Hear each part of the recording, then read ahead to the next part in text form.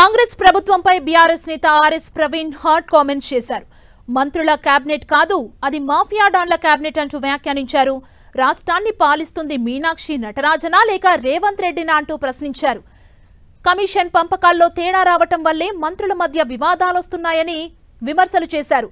ఒక మంత్రింటికి వెళ్లిన task force పోలీసులు నిందితుణ్ణి పట్టుకోలేకపోయారని, మంత్రుల స్థానంలో మాఫియా డాన్లు కూర్చున్నారని మండిపడ్డారు. కొండా సురేఖ గారి వ్యవహారం కూడా బయటికి వచ్చింది.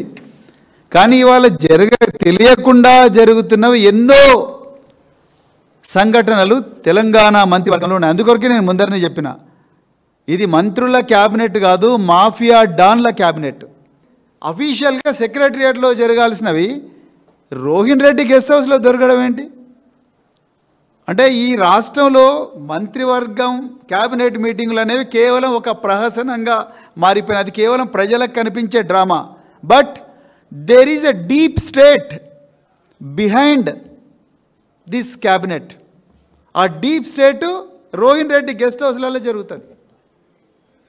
ఆమె సుష్మితా పటేల్ అంటే ఆమె కొండా సురేఖ గారి కూతురు అనుకుంటా.